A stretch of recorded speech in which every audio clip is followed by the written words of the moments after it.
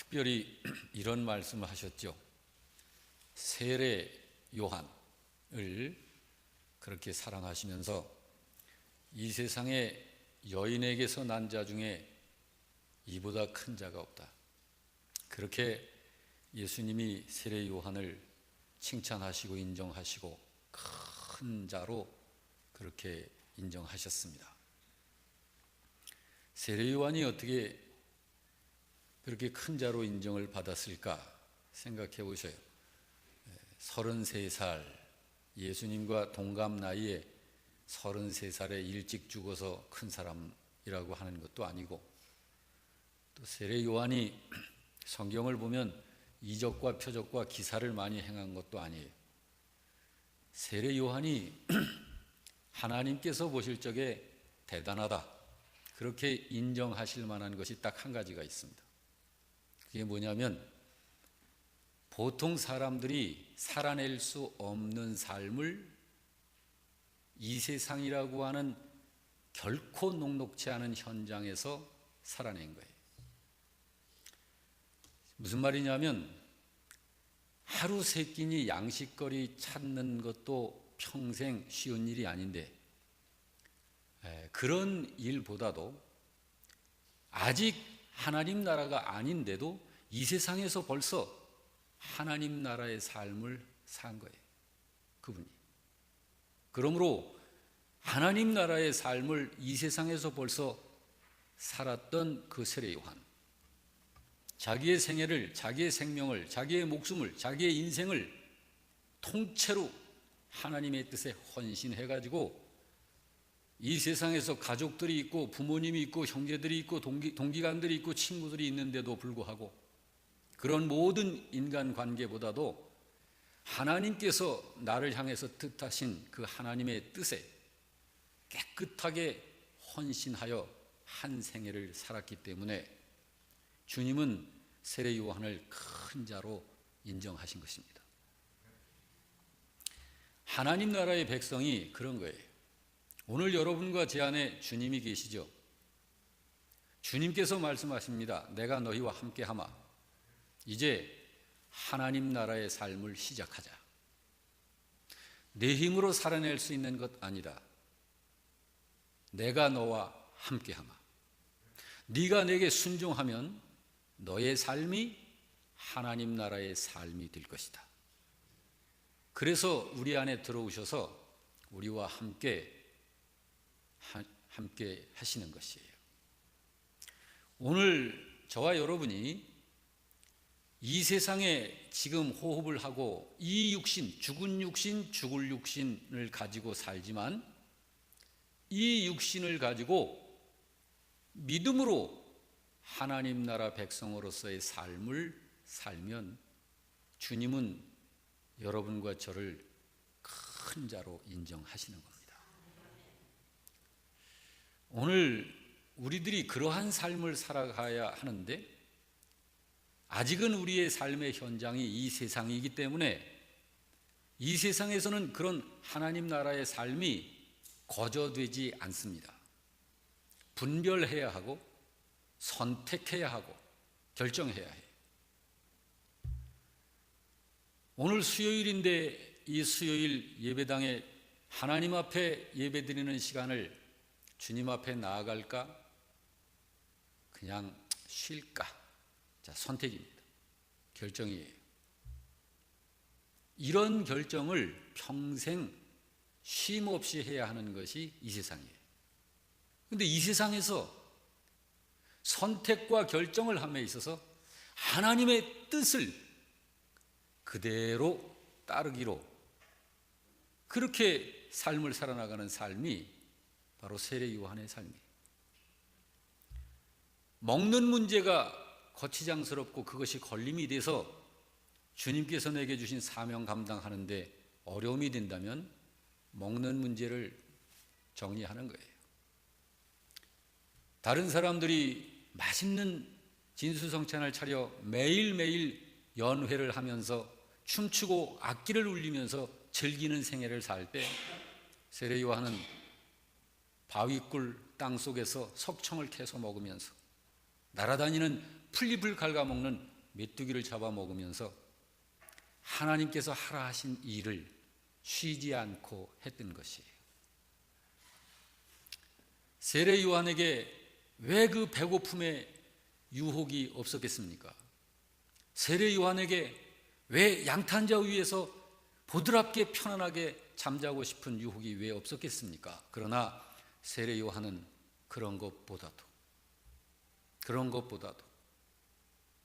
하나님께서 베푸신 그 은혜에 감사해서 하나님 나라의 그 삶을 기대하고 소망하면서 믿음으로 살아간 거예요. 이 시대에 세례 요한처럼 큰 자로 인정받는 신자들이 요소요소에 있다는 사실을 여러분 생각하시기 바랍니다.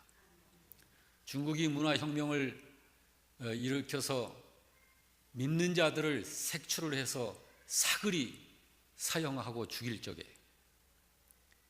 한 동네에서 독실한 믿음의 신자들이 적발이 되고 붙잡혔습니다. 그 신자들이 고문을 당하는 거예요. 너희가 예수를 부인만 하면 살려주마. 10명의 신자들이 입을 꽉 다물고 아무 말을 하지 않는 거예요. 혹독한 추위, 영하 35도, 40도, 45도가 오르내리는 그 추운 그 겨울날 두껍게 얼어붙은 그 강바닥을 구멍을 뚫어놓고 그 앞에 그 10명의 신자들을 옷을 발가벗겨 놓고 그 얼음에 꿇어 앉혔습니다. 이제 마지막이다. 너희가 예수를 부인할래? 죽음을 선택할래? 그 중국의 공산당이 그렇게 묻습니다. 첫 번째 사람이 나는 예수를 부인하지 않는다. 예수님은 나의 주님이시다. 장대로 그의 등을 밀려 얼음 구덩이에 빠뜨려졌습니다. 쑥 들어가고서는 그의 흔적이 없어졌어요. 두 번째 사람에게 똑같은 질문을 합니다. 예수를 믿을래? 죽음을 선택할래? 예수님은 나의 주님이십니다. 그 한마디로 두 번째 사람도 장대로 밀려 구멍 속에 빠뜨려졌습니다. 세 번째 사람, 네 번째 사람 계속해서 9번째 사람까지 그렇게 얼음 강물 속에 빠뜨려 죽임을 당하는 것이에요. 마지막 10번째 한 사람이 자기 차례가 됐을 때 묻습니다. 마지막이다. 죽음을 택할래? 예수를 믿을래? 살래? 예수를 부인할래? 그가 한 명 한 명 그렇게 얼음 구덩이 속으로 빠뜨려져 가는 것을 보면서 그 속에서 얼마나 추울까, 얼마나 무서울까 두려움이 엄습하기 시작을 하면서 마지막 자기 차례가 되어서 묻는 그 마지막 한마디에 손을 번쩍 들면서 나 예수 안 믿겠어요. 나 예수 안 믿겠어요. 그 순간 9명을 장대로 밀어넣었던 그 공산당이 벼랑간 하늘을 바라보면서 손을 가리키면서 부들부들 떨면서 저 하늘을 보라, 저 하늘을 보라. 근데 그 공산당의 눈에 10명의 천사가 내려오는데 9명의 그 순교를 당한 그 독실한 신자의 영혼을 그 머리에 면류관을 씌우고 모셔 받들어 하늘로 올라가는데 마지막 10번째 천사가 빈 면류관을 손에 들고 눈물을 흘리면서 그냥 올라가는 거예요. 그 모습을 보는 이 공산당이 그 작대기를 팽개치고 이 사람이 부인한 그 예수를 내가 믿을게요. 여러분, 이 세상에서 내 목숨을 살려내는 것은 주님이지 내 목숨이 나를 살리는 거 아닙니다. 오늘 이 공부의 제목이 간절하도록 소중한 것이 우상이 될까 조심해야 한다. 여러분, 간절하도록 소중한 것이 뭘까요? 그것은 내 목숨이 될 수도 있고, 내 가족이 될 수도 있고, 재물이 될 수도 있고, 내 어떤 자존심이 될 수도 있고, 그렇습니다. 간절하도록 소중한 것이 모든 사람들에게는 다 있어요. 그런데 그것이 우상이 될까 조심해라. 다윗은 하나님을 알고 섬기는 그런 구별된 사람입니다. 지금 예수님을 믿고 사는 저와 여러분도 역시 그런 사람이죠. 하나님은 그런 사람을 굉장히 사랑하시고 기뻐하십니다. 하나님께서 그런 다윗을 보시고 하셨던 말씀이 내가 이새의 아들 다윗을 만나니 내 마음에 맞는 사람이라. 내 뜻을 다 이루리라. 그렇게 하나님께서 말씀하셨어요. 사도행전 13장 22절 말씀을 그대로 소개해드린 것입니다. 그런데 그 다윗이 잠깐 실수한 적이 있어요. 잘못을 범하게 돼서 하나님께 재앙을 받게 되는 그러한 슬픈 일이 발생을 합니다.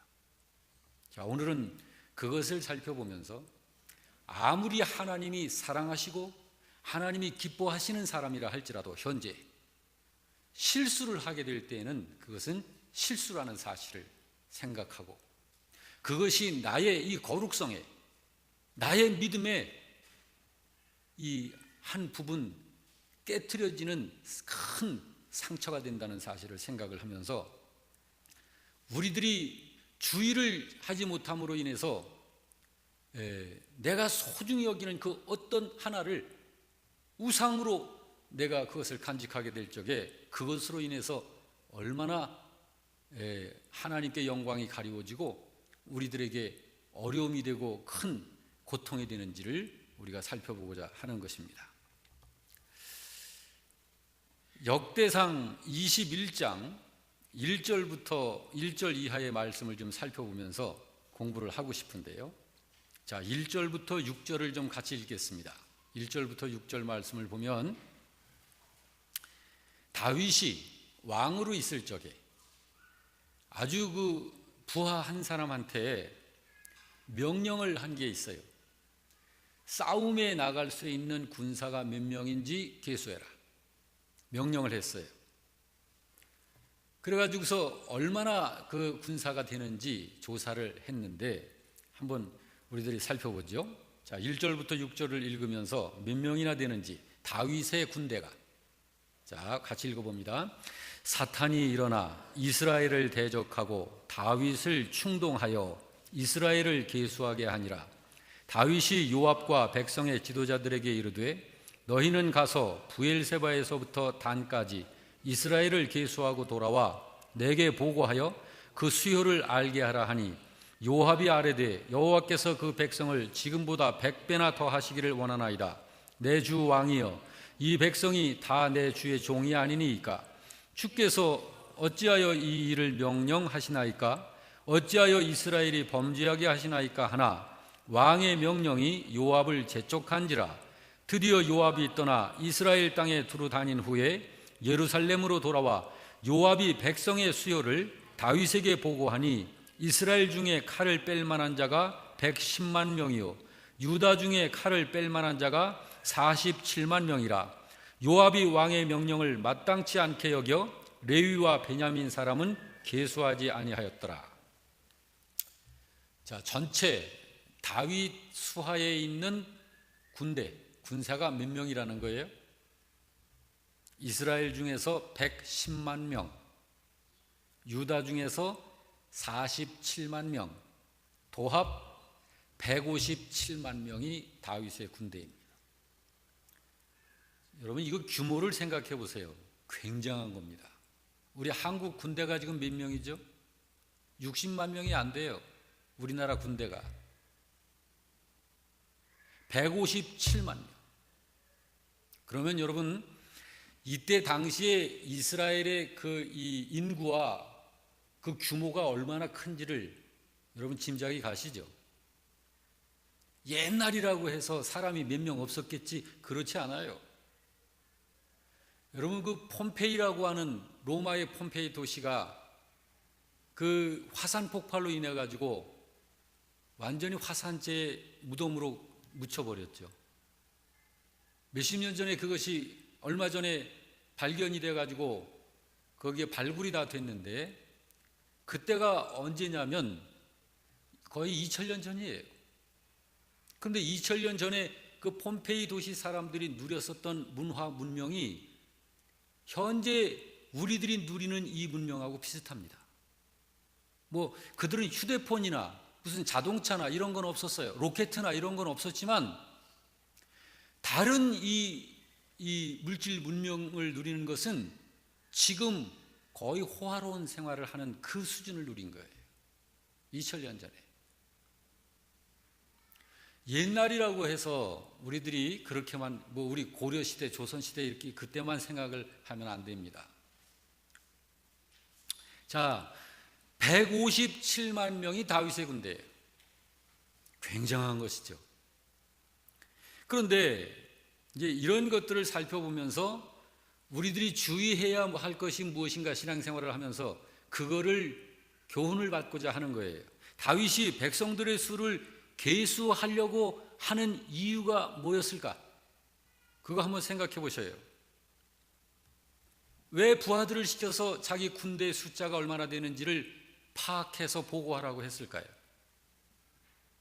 이때가 언제냐면요, 다윗이 전쟁에 나가서 여러 나라들을 완전히 쑥대밭을 만들고 승리하고 돌아왔을 때,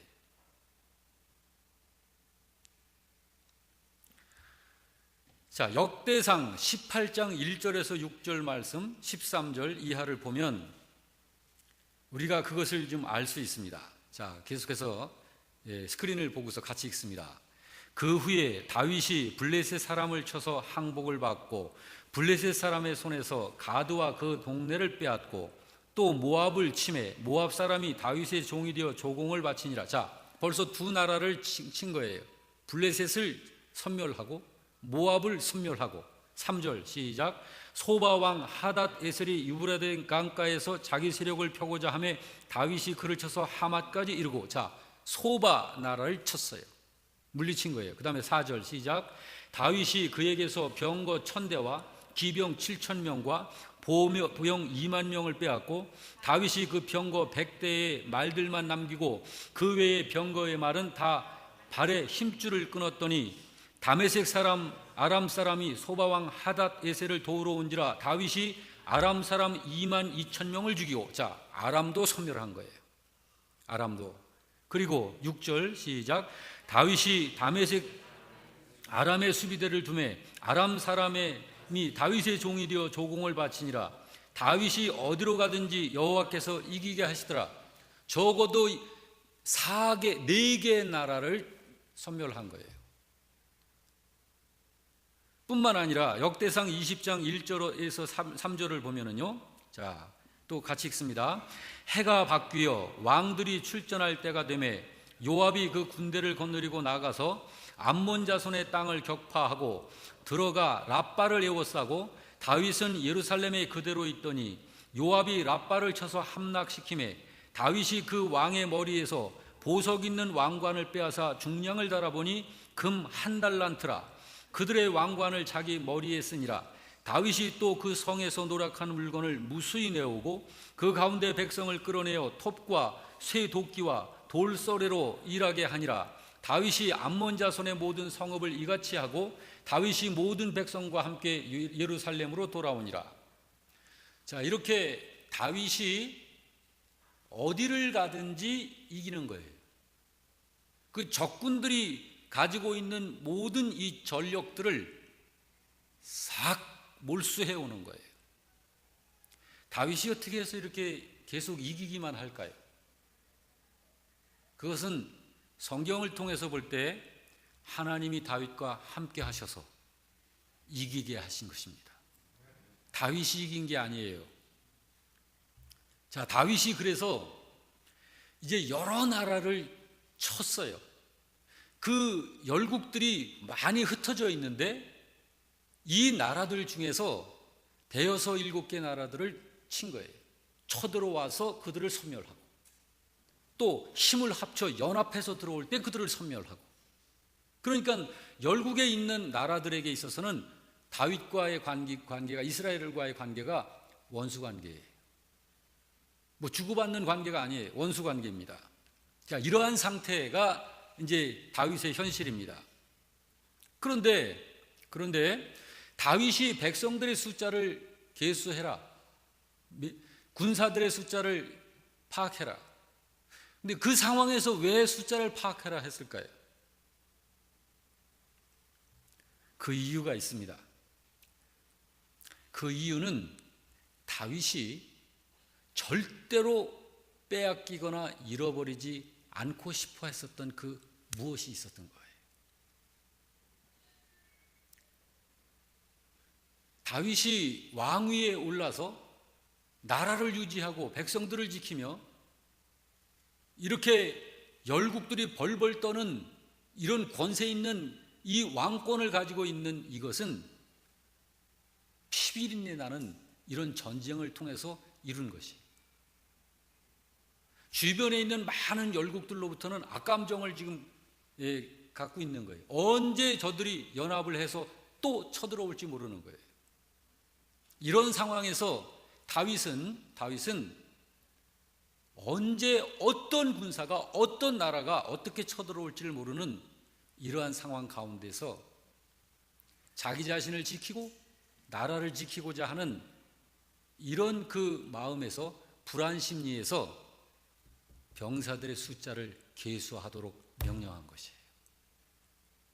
자, 분명히 믿음의 사람이었어요. 믿음의 사람입니다. 그런데 자, 하나님을 경외하는 사람은 하지 말아야 할 것을 할 때 이것은 아닙니다 라고 하는 것을 압니다. 그래서 백성들의 수를 계수하라고 하는 이 다윗의 명령에 다윗의 신하가 요압이 이렇게 다윗 왕에게 그건 옳지 않다, 그건 하나님 앞에 죄를 짓는 행위다라고 경고를 합니다.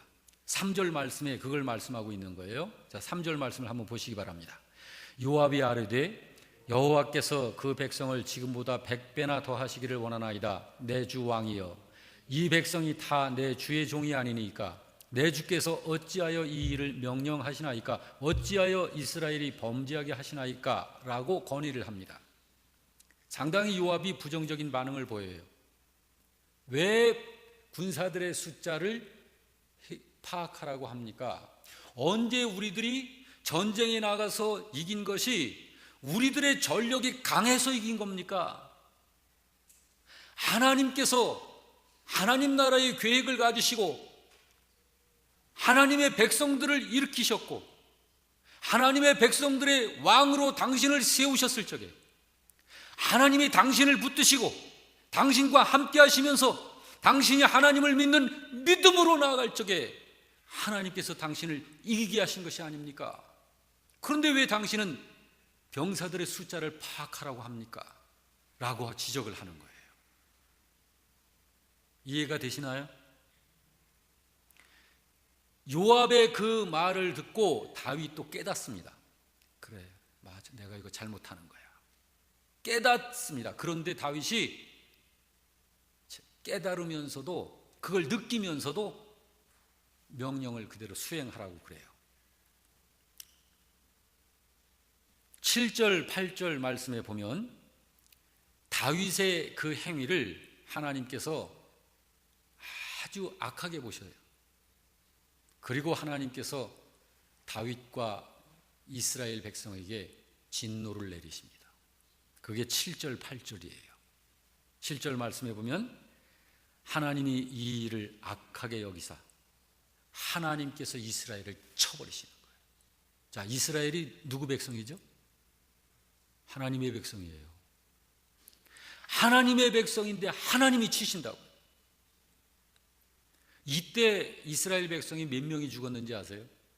역대상 10장 13절에서 14절에 그 숫자가 기록되어져 있습니다. 자, 같이 읽어봅니다. 시작. 사울이 죽은 것은 여호와께 범죄하였기 때문이라. 그가 여호와의 말씀을 지키지 아니하고 또 신접한 자에게 가르치기를 청하고 여호와께 묻지 아니하였으므로 여호와께서 그를 죽이시고 그 나라를 이새의 아들 다윗에게 넘겨주었더라. 이 말씀은 몇 명을 죽이셨는지는 그 밑에 나오고 제가 이제 찾아볼 거고요. 하나님께서 다윗과 이스라엘을 치신 이유가 무엇인지를, 여기 사울의 경우도 그런 실수가 있어가지고 하나님께서 사울을 징계하셨는데요. 사울 같은 경우에는 왜 그렇게 됐는지를 성경이 여기서 지금 밝히고 있는 거예요. 사울이 죽은 것은 여호와께 범죄하였기 때문이라. 사울이 이스라엘의 왕이었었잖아요. 사울이 죽은 것은 하나님께서 그를 죽이신 것이다. 왜? 하나님께 왕으로서 범죄했기 때문에. 그가 여호와의 말씀을 지키지 아니하고 또 신접한 자에게 가르치기를 청하고, 여기 신접한 자가 누군가요?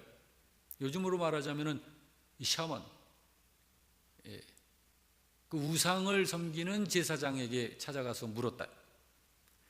여호와께 묻지 아니하였으므로 여호와께서 그를 죽이셨다.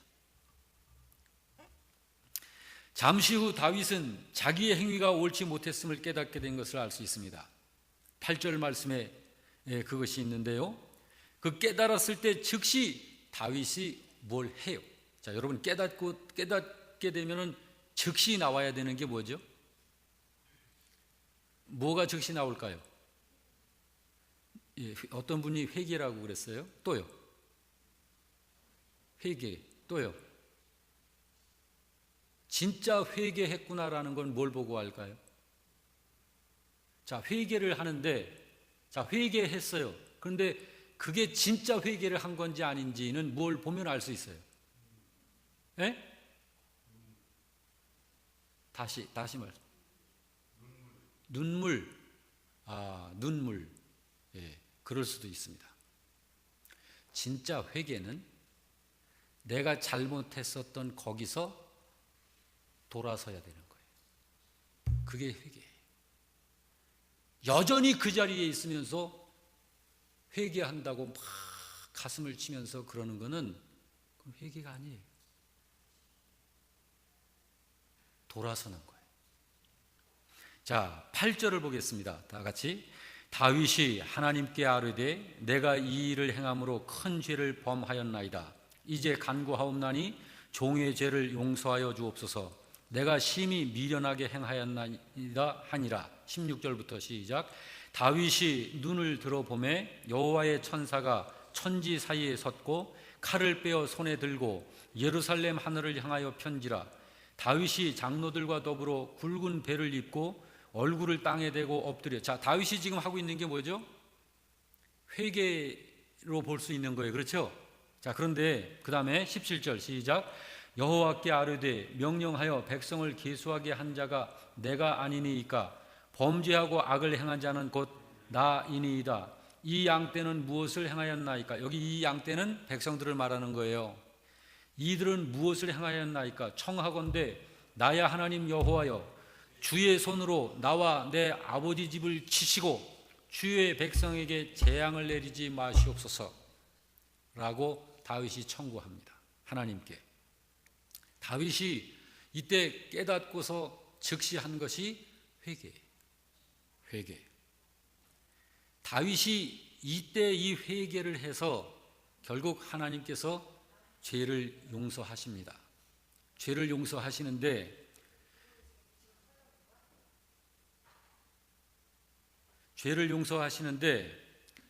자, 여러분, 언제든지 죄를 범하면 그 범한 죄의 영향력이 항상 끼쳐지는 거예요. 그래서 다윗의 잘못으로 인하여 발생된 것이 무엇인지를 이제 우리가 봐야 합니다. 분명히 다윗이 회개했지요. 회개했어요. 그런데 자, 7절을 보시죠. 하나님이 이 일을 악하게 여기사 이스라엘을 치셔요. 하나님께서 재앙을 내리신 거예요.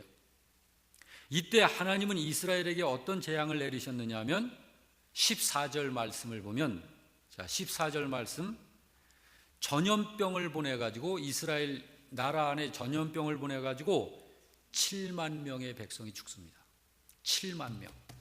여기 지금 공도, 여기에 인구가 몇 명이죠? 7만 한 2천 명 정도 된다고 그래요. 이 공도에 살고 있는 인구 정도가 죽은 거예요. 자, 그런데 여러분, 자, 잘못은 누가 했죠? 다윗이 했는데 왜 백성들을 죽이실까요? 하나님이. 이거 불공평하지 않나요? 잘못은 다윗이 했는데, 여러분, 이것이 유기체예요. 공동체. 목사인 제가 죄를 범하면 하나님은 영락교회를 치시는 거예요. 우리가 유기체이기 때문에.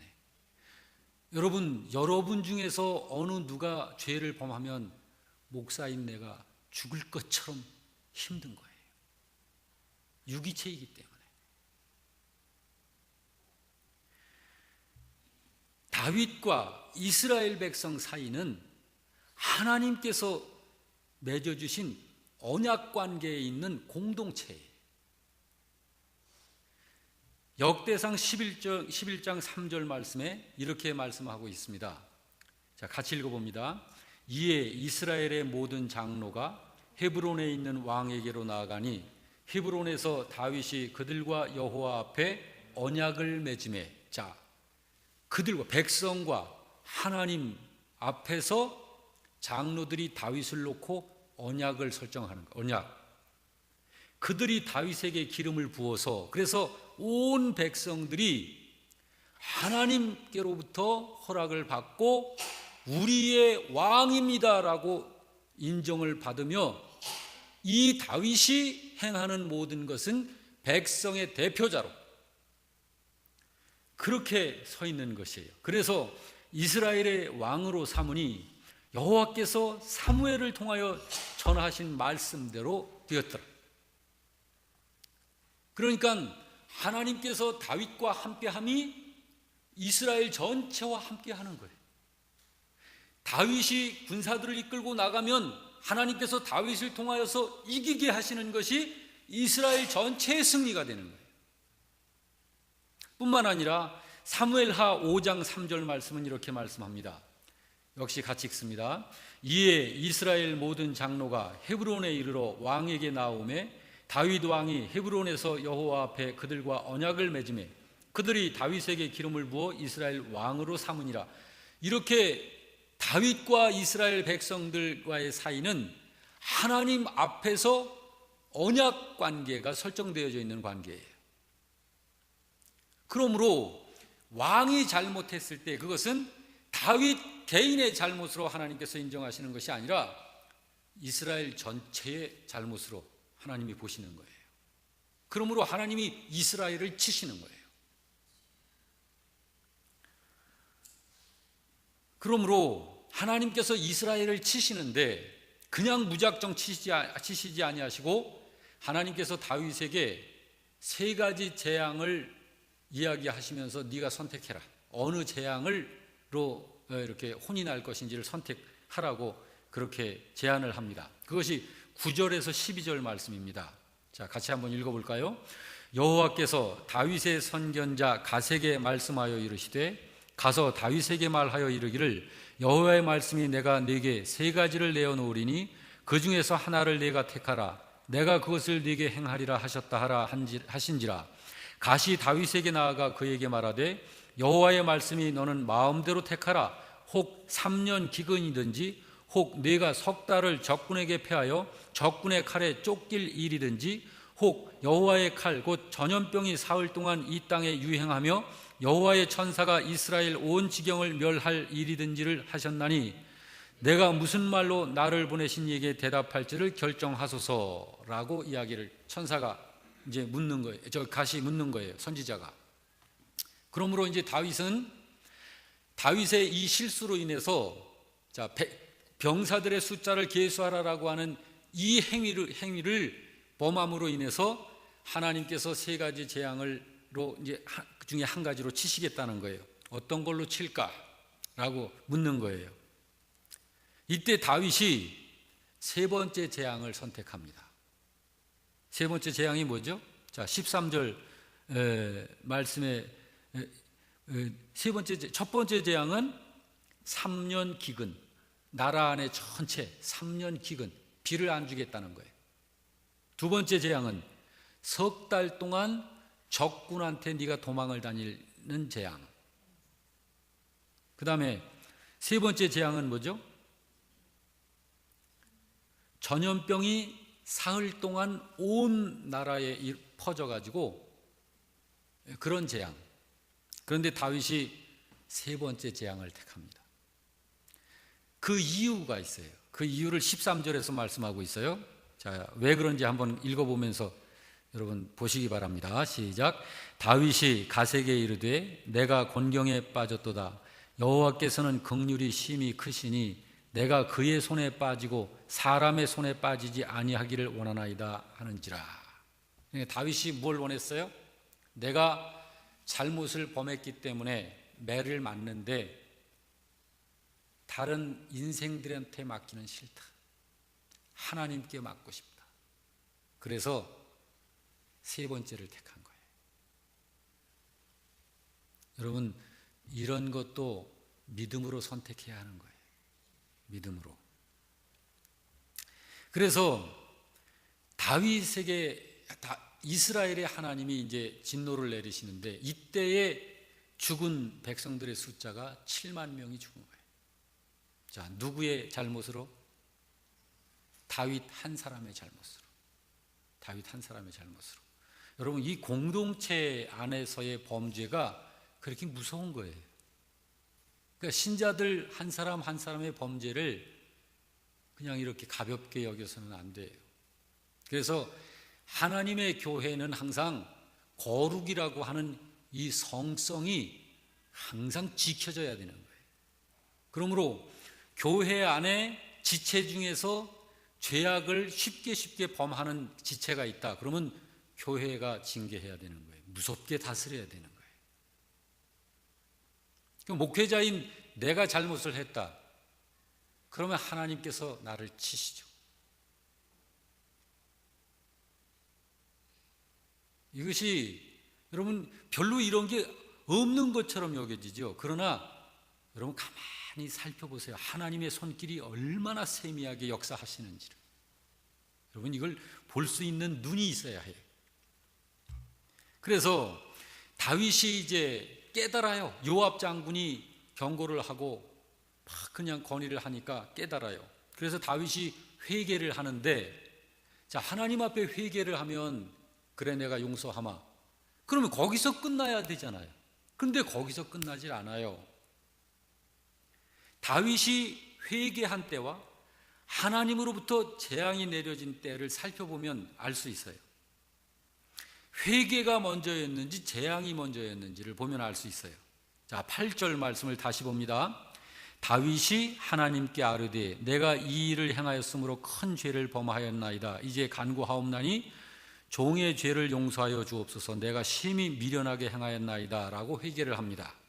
자, 그런데 9절부터 14절 말씀을 보면 여호와께서 다윗의 선견자 갓에게 말씀하여 이르시되, 자, 다윗이 그렇게 회개하고 하나님께 용서를 구하는데 하나님께서 선지자를 보내서 다윗에게 보내서 이야기를 하신 것이 내가 이스라엘을 칠 거다.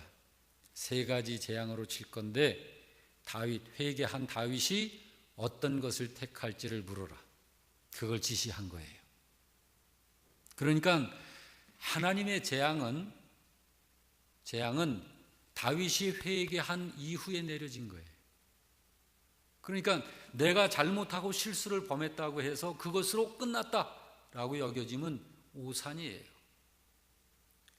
잘못을 저지르면 거기에는 반드시 후유증이 따르는 거예요.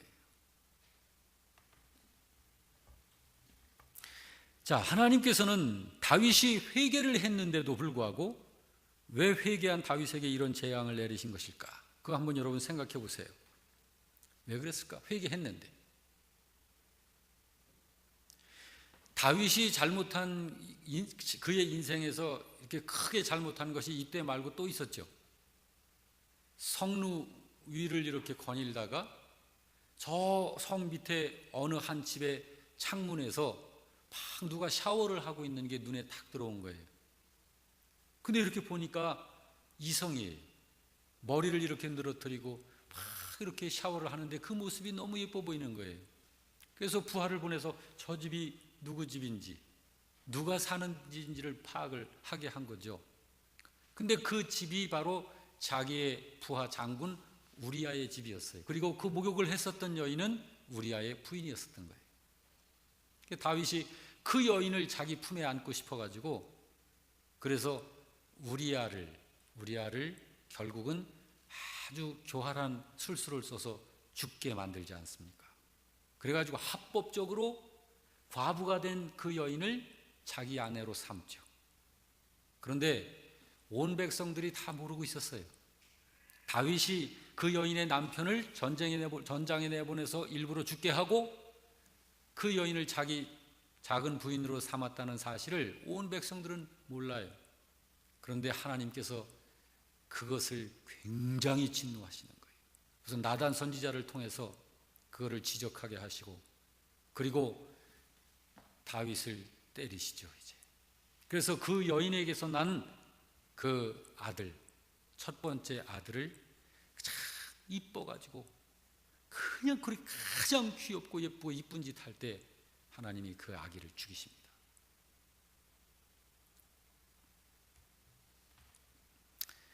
하나님께서 진노하심을 거둔 때가 언제였는지를 살펴보면 14절 말씀에도 또 나와요. 14절 말씀을 보면 이에 여호와께서 이스라엘 백성에게 전염병을 내리심에 이스라엘 백성 중에서 죽은 자가 7만 명이었더라.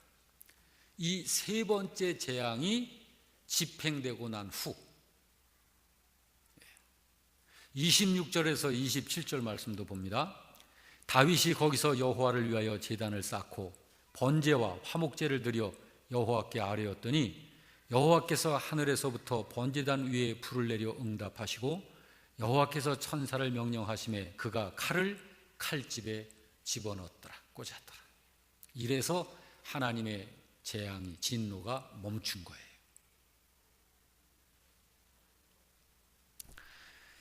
자, 여러분, 다윗은 하나님께서 함께 하시는 사람이었습니다. 신자요 신자로서 이스라엘 그 나라의 왕이었습니다. 그런 다윗이 개인적으로 소중히 여기며 지키고 싶었던 것이 있었죠. 그것이 자기의 왕위 그리고 왕권이었습니다. 다윗은 이것을 죽을 때까지 놓고 싶지 않았었던 거예요.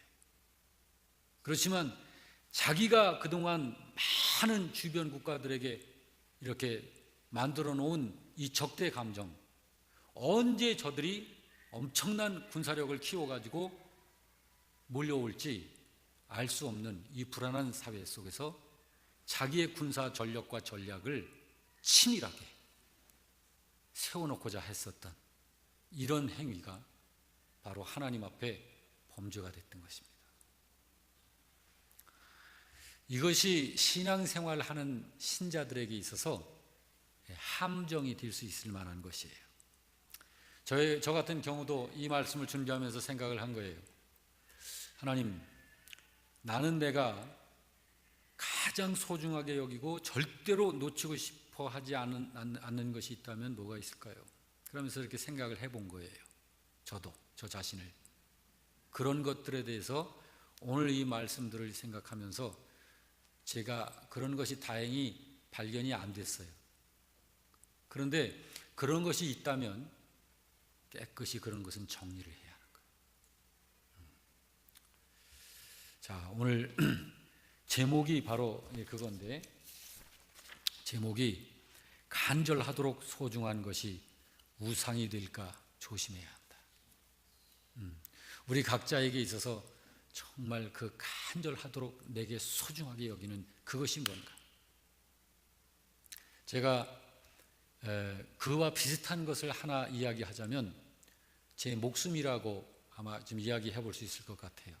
그래서 요즘에 그 북한 교인들, 북한 지하 교인들이 막 이렇게 적발이 돼 가지고서 탄광으로 끌려가고 총살당하고 고문당하고 하는 것이 그 유튜브 그 동영상으로도 이렇게 올라와 있는 게 있고, 그래서 제가 그런 걸 보니까 완전히 짐승 죽일 때 패듯이 그렇게 패고 그러는 그 동영상으로 이렇게 올라와 있어요. 어떻게 촬영을 했는지는 모르겠지만 그러니까 한 20년 전에 소련에서 그 KGB, 소련 비밀 경찰, 그들에 의해서 그 그리스도인들이 그 적발된 다가 그 탈출해 가지고 유럽 쪽으로 탈출을 했다가 자기가 소지하고 있는 사진과 그다음에 이런 것들을 하면서 글로 시베리아의 불꽃이라고 하는 소책자가 나온 게 있습니다.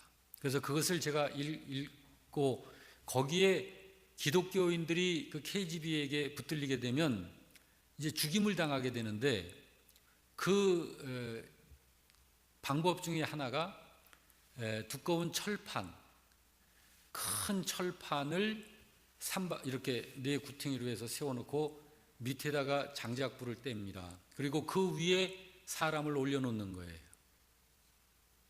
그렇게 하고 점점 철판이 뜨거워질 거 아닙니까? 그러면서 거기서 이 후라이팬에 마치 뭘 튀겨내듯이 사람을 그렇게 죽이는 거예요.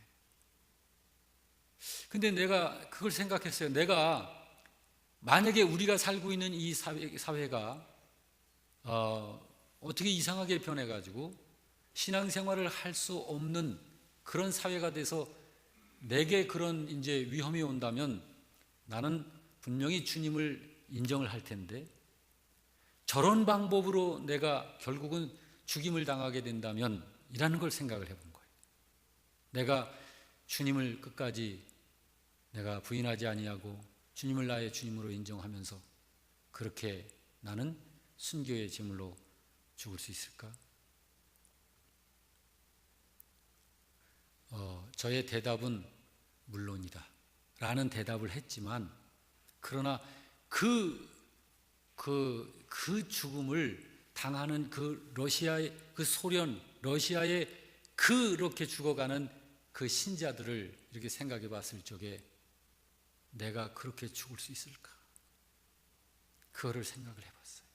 여러분, 오늘 우리들이 간절하도록 내게 소중한 것이 주님보다 이것이 내가 더 소중하게 여기고 있는 것은 아닐까? 만약에 그런 것이 있다면 그런 것이 바로 내게 있어서 우상이 될 수 있는 것이, 나의 믿음을 쓰러뜨리고 넘어뜨릴 수 있는 그런 재료가 될 수 있는 것이, 이런 부분들을 우리들이 오늘은 이 공부를 통해서 살펴보고자 했던 것입니다. 부디 저도 그렇고 여러분도 그렇고 반드시 이 목숨까지 승리의, 믿음의 승리자로서 그렇게 이겨내는 승리의 거룩한 성도들로 설 수 있길 주 이름으로 축원합니다. 아멘.